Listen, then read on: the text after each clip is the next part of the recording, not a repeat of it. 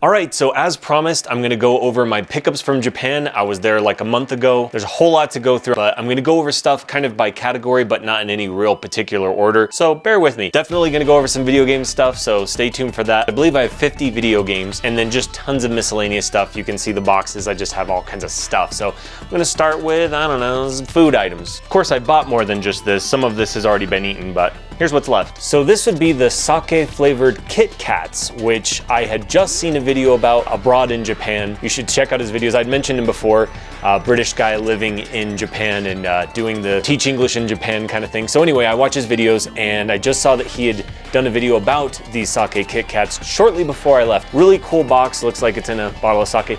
They actually do contain alcohol. These are actually sake infused Kit Kats, I guess you could say. They have like 0.8% alcohol in them and you can taste it when you have a bite. They are really good. Like the flavor is pretty subtle, but it's delicious. It's kind of like a white chocolate kind of thing, but you can taste the sake in it. Really cool. One thing that was mentioned that I think is really interesting in that video that I just mentioned, I'll link it below by the way, he mentioned that I guess the marketing for Kit Kats in Japan was pretty convenient, though it is, I believe, a British item in Japan. If you were to pronounce phonetically, I guess, Kit Kat, a couple different ways you could do it, but one way would be kitto katsu, which means like you'll definitely win or something like definitely win is basically what it is. So marketing over there, Kit Kat's pretty easy. They have a ton of different flavors of Kit Kats, and this is just one of them, but we spent quite a bit of time looking for it, so awesome. I would recommend if you can get a hold of them. Since we're talking about Kit Kats, Kit Kat Wasabi. There's a Japanese district in downtown Denver. It's about a block. It's called Sakura Square, and I've gotten a bunch of my stuff there, snacks and candy and whatnot. Well, it's supposed to be a food store, but you know, of course I buy a bunch of candy and stuff. They have a few different kinds of the Japanese import Kit Kats. They're expensive, but they have like extra dark chocolate or adult flavor, like sophisticated chocolate or something like that. And they definitely have a couple of the more interesting flavors like matcha, green tea, and strawberry. And they're both really good, but I've never seen this there.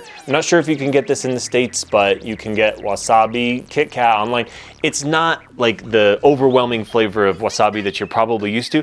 It is pretty subtle because of course it is a chocolate item, so it'd be really weird to have like a really spicy wasabi flavor along with the chocolate. It would be odd. So it's again balanced well, kind of like the sake ones, you know, it's a kind of like a subtle thing. So yes, delicious. Would recommend. Super Mario Gumi, they're gummies shaped like Super Mario characters. I think you could probably find this in just pretty much any Asian market in America, I believe, but they're pretty cool. I mean, there's a lot of promotional items still in Japan for Mario's 30th anniversary. Ramune and cola flavor. Ramune soda, you know, the kind with the marble, you gotta pop the top, and cola flavor. So there's a lot of cola flavored things over there, and they're very good. Cola flavored gummies, delicious.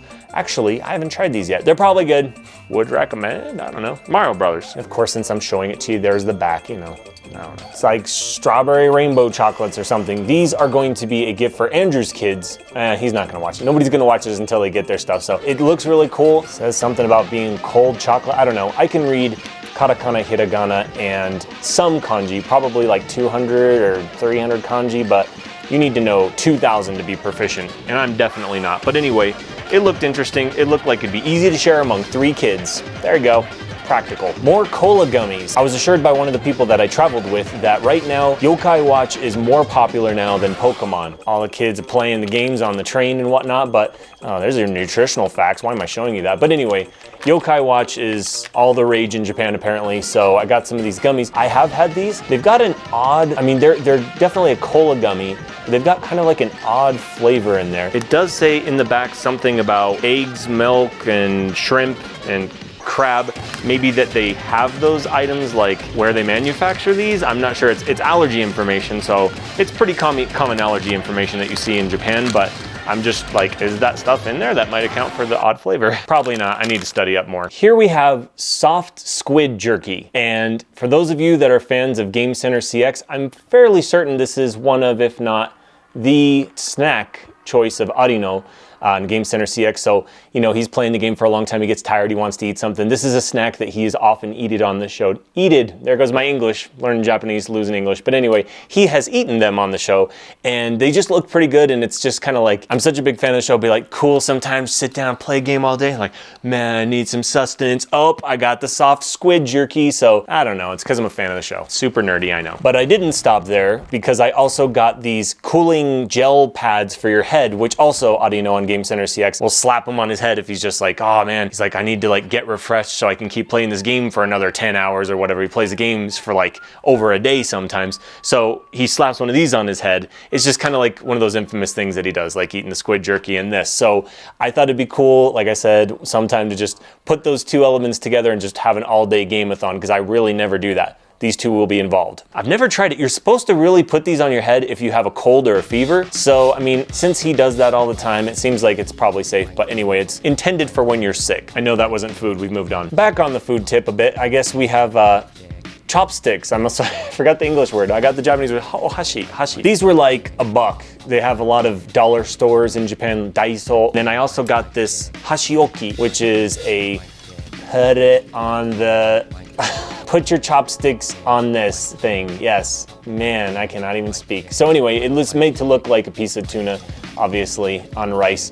And it's a, hashioki is a thing that you're supposed to put your chopsticks on. So that's the word. It's a chopstick rest. There you go. Wow. They had multiple designs, so as souvenirs for other people, I bought multiple different colors. And for the 4-year-old daughter of the people who I bought those last pair of chopsticks for, these are training chopsticks. And I'm sure you've probably seen before, like the little trick where it's kind of like training chopsticks. They tie a rubber band and like fold up the wrapper that the chopsticks came in.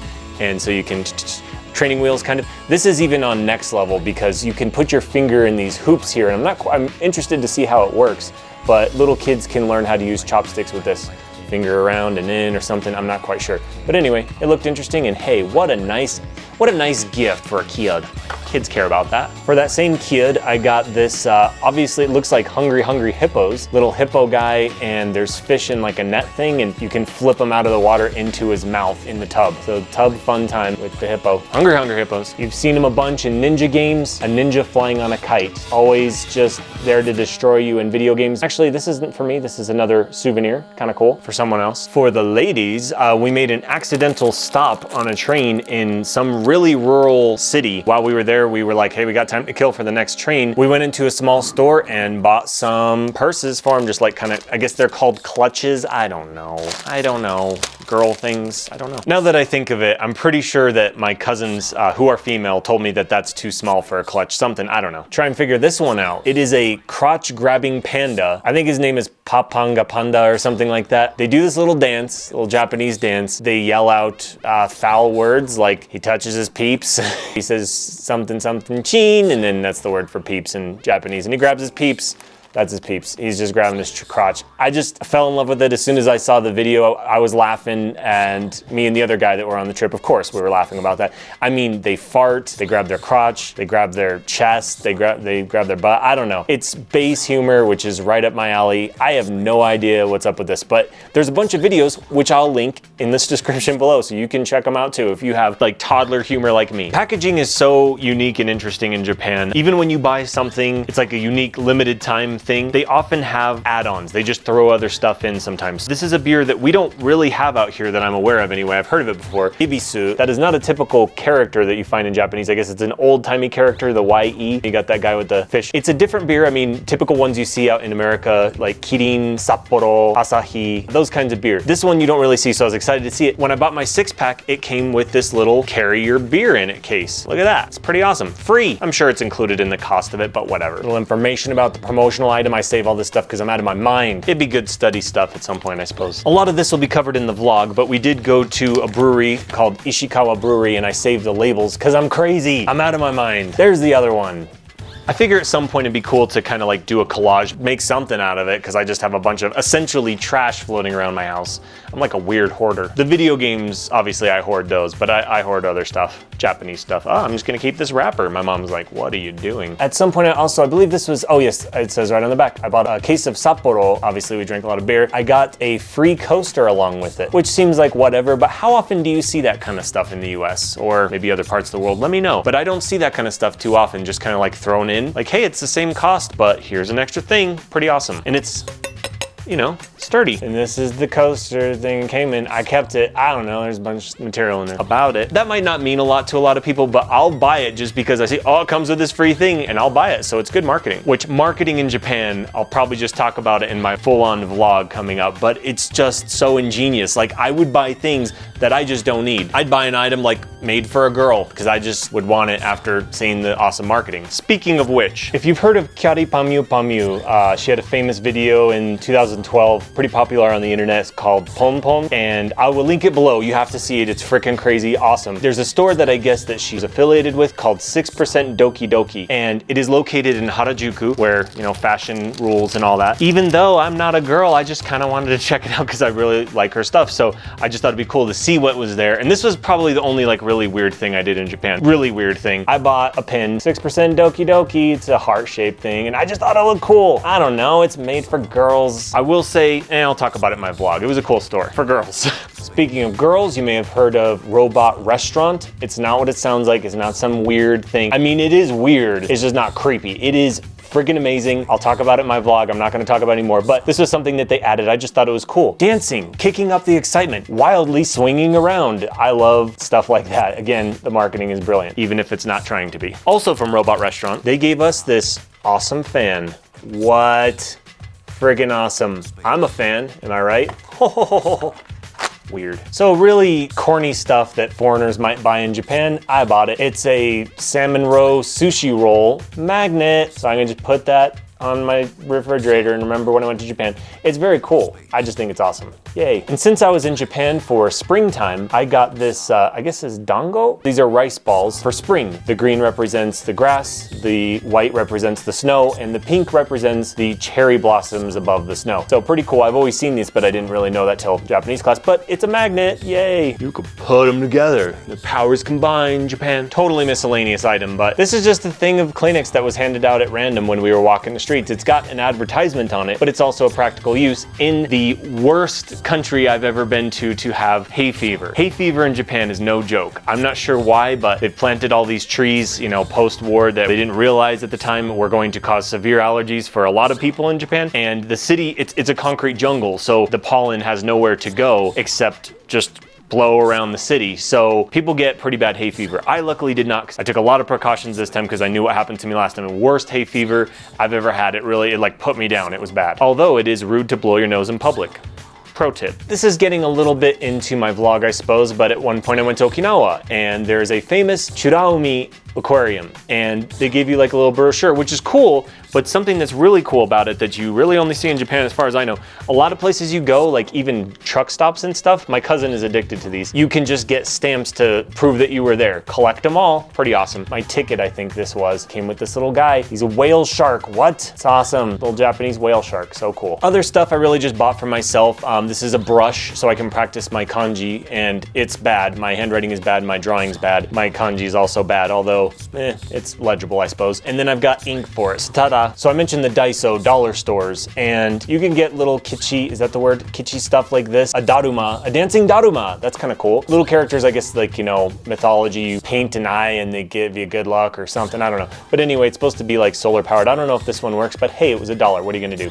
And of course, when I say $1, I mean 100 yen, which is actually less in US. 100 yen is not $1. You get a little bit more. You get a little more for your buck right now. Not by a lot, but a little. So I went to multiple gacha machines, which I guess you put in your yen and then you turn it and then a capsule falls out. I don't know what that's called in the US. A machine. Same thing over there. I have many different kinds. I'll talk about them. Ta-da. This one I got when I was in Kawagoe, which is a very old part of Japan, and they have a penny candy lane. And this I bought there. It's just kind of like a little traditional thing. I don't know what it is. Very cool. At the coolest sushi restaurant I've ever been to, it was a conveyor belt sushi place. You could win items just by putting a bunch of plates in this dispenser thing. It was really cool. I will talk about it in the vlog, but anyway, I got these little characters. One of them's like a little cute sushi guy. He's got like a little face and stuff. It's adorable. It's food pets. You almost don't want to eat them. They're so cute, but then you eat them. Chang. Yeah, more of the same.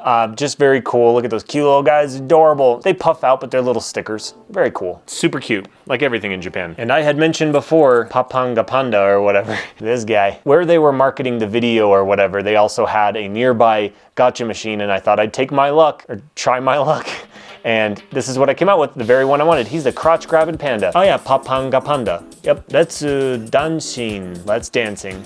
Papangapanda. Look up Papangapanda online. It's freaking hilarious, but there are some region blocked videos as well, unfortunately. I'll put the non-region blocked ones below, or at least one. I went to Super Potato, which a lot of you may know, very well-known retro game store in Akihabara, the electronic district, where I got a Mother 2 keychain. It's actually a Mother 2 phone doodly thing where you put it on the phone. There's like a little hole in the corner of your phone and you can put a little dangly-doo. This is a dangly-doo, and hey, it's Mr. Saturn in a trash can. That's pretty weird, but it's awesome. Just like Mr. Saturn from Mother 2. It comes with this awesome Mother 2 literature, which is super long, and it shows all the other ones that you can get if you were willing to spend the money. I only got the one. I'll talk more about Super Potato, my times in Akihabara, all around video game stuff in my vlog. I was in a record shop, Tower Records, and they had this key fob, and you don't see record stores in the US anymore, like at all, basically. So I was psyched to see Tower Records. This one had Mario 30th anniversary, like I talked about. They had like skateboards and all kinds of merchandise for the 30th anniversary. You got the Mario Maker stuff, so move the keychain out so you can actually see. It's pretty awesome. It's really awesome. That's why I bought it. Speaking of really awesome, so when I was at Super Potato, I also bought this little coin bank,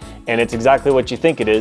It is a Super Mario coin bank that looks like this. Unboxing video. I've already opened it, as I have with all this stuff. And that's what it looks like. I would love to demo it for you, but I have to show you something else first. In Japan, they use cash for everything. It's not so common to see credit cards. I mean, they do take credit cards at bigger stores, but you're not gonna see that at mom and pop spots, so you use a lot of cash and you get a lot of change back. Their denominations range from a penny, essentially, to $5, $5 coins. So you end up with a lot of coins. You need a purse for your coins, which I bought, and it's adorable. If you enjoyed today very much, it is the happiest day for us. It's beautiful, I can't even say anything. So I got all my change in here still, obviously, tons of money. 1 yen, it's basically a penny. My cousin refers to them as yennies, which is very clever. That's what a 5 yen coin looks like. It's got a hole in the middle, which is really rad. It's the only one that doesn't have like, I guess what are they, Arabic numbers? I don't know. The numbers you're used to seeing, whatever they are. It doesn't have numbers on it that Westerners can understand, but the number 5 is on here in Japanese. Very cool. 10 yen coin, it's got a 10 on it, so you can tell. Pretty freaking awesome. Bigger coin, that one. 50 yen coin, which also has a hole in it, which actually might be ingenious. Think of it as a cost savings, oops. And then we have 100 yen, which that's a cost of a lot of things in Japan. It's basically $1, but you know, like I said, it is not quite $1 US, but pretty close. It's a little bit in US favor right now, so go to Japan right now. And finally, a 500 yen coin, which actually is really convenient. In the US, we don't really use a whole lot of change that often, but in my opinion, I guess I use a credit card for everything. 500 yen, $5 coin, it's actually pretty useful. So useful, in fact, that I want to save it. It doesn't fit. Makes different sounds, so I gotta do them all Pokemon. Yeah. You gotta hit the sensor or it doesn't work. Looking for the coin sound, that's the one you want.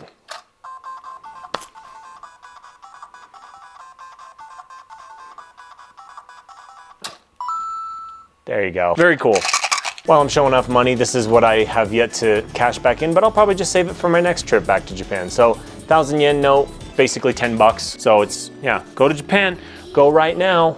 Go get some of that money, go get that money. Get into the video games. This is a cool item that I picked up as a souvenir for someone, Nano Block. I don't know if they have them for sale outside of Japan. I believe it's a Japanese thing that you can't get anywhere else. I don't know. But they're basically like Legos, but a lot smaller, as the name would imply. They're nano blocks, they're tiny. So these tiny little blocks are gonna be used to make that guitar. 171 pieces in this little container, awesome. So awesome, in fact, that I had to buy my own. So I got this Dragon Quest slime, freaking amazing. It looks like it would be this big thing. It's not, he's that big. He's not real big, but he is 3D. Cool little pixel art guy. Little pixel art slime. Freaking awesome. I love it. It took me about an hour to build it, probably shouldn't have, but you know, you're supposed to have tweezers when you make these, which I would recommend if you want to make nano blocks, but really, I did it with my fingers, which was fine. Luckily, I had long fingernails at the time, but I will say, yeah, time consuming without a tweezer, probably. But it comes with extra parts, which was worrisome until I saw that they are actually supposed to come with extra parts. So I built this little replica of, I don't know, let's just say it's Tokyo Tower or the Eiffel Tower. They're similar. Hey, I made that with extra pieces, all with my brain. There was no instructions included for that. That's all right. All right, it's a Dragon Ball guy. I have a friend, Caesar, who's really into Dragon Ball stuff, where it used to be, and so I'm hoping he still is, because, hey, it's a souvenir for you, buddy. I know you're not watching this. You're gonna get this before you know about this video. So there you go, Dragon Balls. You heard me, Dragon Balls. I used to like it too, you know. I think everybody did. Toonami days, remember Toonami? Yeah, you do. And this is another souvenir from my cousin, so it's a little figurine of Toon Link from Wind Waker. So that's pretty rad. And here's other ones that I could have but did not buy because, hey, you only got so much money. It's really rough to be in Japan when you're someone like me because there's just, you want everything. You can't get everything. What are you, crazy? So I mentioned I went to Tower Records. I am a huge music fan, as you all probably know. I'm pretty particular about my taste in music. I was super excited and I spent like at least half a day there, and I forced my travel companions to sit in there with me. So I picked up a handful of CDs, literally, and spent a lot of money. CDs, things in Japan are very expensive. I mean, you could easily spend 25 bucks on CDs in Japan where you would normally spend 10, 15 here, if you even find CDs, because everyone just buys stuff electronically nowadays. But record shops alive and well in Japan, I think. Tower Records doing really well. Very busy when I went there. Spent a lot of time in there, found a lot of cool stuff. So bear with me. I bought Squarepusher X Z machines, which it's actually called Music for Robots. All things in Japan come beautifully packaged. They come with these sleeves, which you may have seen if you bought import games in Japan. The CDs are no different. They're very cool, but they're kind of troublesome to keep together once you've opened it because they don't attach in any way. I'm sure there's probably something I should be doing with these that I don't, but I just keep them because I like the packaging a lot. A lot of times I like to buy CDs in Japan because there's a lot of Japan exclusive items, as I thought this was. It is not. It does say on the back for sale in Japan only, and that led me to believe that this was a Japan only CD, but that was just me being an idiot because it's just the Japanese packaging for a release that actually apparently also came out in North America that I didn't know somehow. So this is the second to most recent release by Squarepusher. He was actually brought to Japan by Japanese designers who had created robots to make music, and they figured who better than Squarepusher to make it, and that was a great idea. So very cool album. I mean, it's actually music played by robots that were made by Japanese designers and programmed by Tom Jenkins of Squarepusher. Freaking awesome. I really dig it. Just checked it out today for the first time. There's a video that I'll link below if you want to see. It's freaking crazy. While I'm on that experimental IDM tip, I found this album by Clark, formerly known as Chris Clark on Warp Records. I've followed his stuff for a while, and he used to be rumored to be Aphex Twin himself, which he is not. He changed his name to Clark. I don't know why.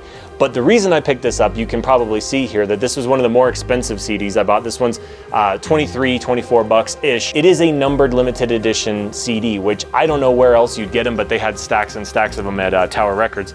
And I got this one. This is limited edition number 2171 out of 2500. So very cool. I just thought I'd get it because I've never had a limited edition CD. I do own some stuff that's pretty rare, but not like limited edition 2500 copies. Very cool. I listened to it. Super ambient, as the cover would imply. In Japan, they do a lot of what's called portmanteaus, and that's where you combine words together, but they also abbreviate words just for ease of use, especially since they use a lot of English words. So instead of calling it Tower Records, they call it Tawareko.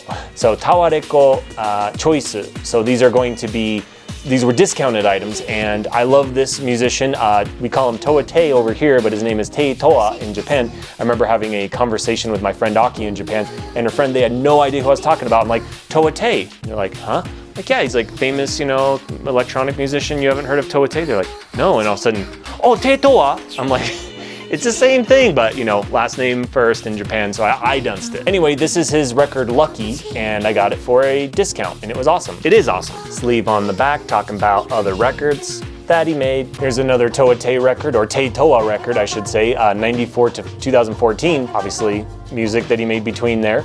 And also on the back sleeve. Now that sticker on the front is not part of the artwork. I'm just crazy and I save all that stuff. Like I actually pull it off of the cellophane and put it on there because I want all the, like, you know, marketing stuff that came with it. I'm crazy. I don't know if I've said that. Love this band, YMCK. They make chiptune music, and if you have seen Reformat the Planet, they were on there. I've played their music multiple times in my videos because I'm a fan. I love their stuff. This one is Family Dancing. As luck would have it, with actually, to be honest with you, most of the purchases, I have enjoyed more stuff that I picked up on iTunes because you can listen to it first and know if you like it. Of the releases that they've come out with, this would be probably my least favorite, but it is very cool. Track number 7, Unity, really cool track. Probably playing it now. maybe, you don't know. I don't know. Very cool. I love their stuff. Check out some of their stuff. If you like chiptune, peep it. Day Mouse. So Calvin of Starship Amazing had talked about this on Nothing Matters podcast, but in any case, he had talked about Day Mouse and he played a clip and I was like, this is freaking amazing. So Day Mouse is a Japanese musician. He does a lot of stuff with samples of people singing, specifically children usually, and it's very cool, like experimental electronic, like IDM kind of sounding stuff, intelligent dance music or whatever. Very, very cool. And this album that I picked up is gorgeous. Very cool. Not one of his more recent ones, but it's still awesome. Bonus tracks, as you can see. Oh, you get those bonus tracks in Japan. I don't think you can get that here. Maybe. Very happy with that purchase. I had used my Japanese skills to find this one, or lack thereof. But anyway, I love Tofubeats. His stuff is freaking awesome. This is one of his newest, I mean, maybe his newest album, Positive. And this is actually like a double album of remixes. So this is not the album Positive, this is actually a remix album. And there's also on the back, his first album remixes. This album of remixes is the best remix album I've ever heard. It's freaking awesome. If you love Tofubeats at all, you really need to have this one. It is awesome. This one, on the other hand, not so much. I'm not saying it's bad, but I am saying that it is disappointing considering how good this one is. So anyway, double album, freaking sweet. I love it. As a whole, maybe I haven't really listened to Positive that much or haven't heard that many tracks from it, but the remixes didn't do the same thing for me that the first album remixes did. Freaking amazing. I'll link some of that. Sometimes you're just in a record store and you just buy stuff based on how they look because you don't know what it is. I did that. It's a crapshoot, right? In the past, I've had ones where it's just piece of crap, and other times it's just a happy, you know, yay, it's like a happy mistake almost. This one would be one of those where you look at the artwork and you're like, holy crap, this looks so cool. It's like 8-bit and guy's on a keytar and it just looks so rad. Like the packaging is so cool, all this stuff going on. I was like, you know what? For the price, I'm gonna go ahead and take a chance on it. And you know what? It's really freaking good. It was actually like probably the surprise awesome thing that I got. Some of the stuff that I bought on purpose didn't stand up to this. So the first disc, it's a double disc by the way, for I think it was 1,800 yen, which is like the most inexpensive CD that I bought there, I think. But it's a double album. Well, not an album, but I guess there is also like a 16-minute, I want to just say like an algorithmic like bonus track on the second disc. And the first disc is like, it's chiptune, you know, and it's got all kinds of samples from Space Invaders. Very cool. SEXY-SYNTHESIZER Space, I don't know, is awesome. SEXY-SYNTHESIZER goes to space.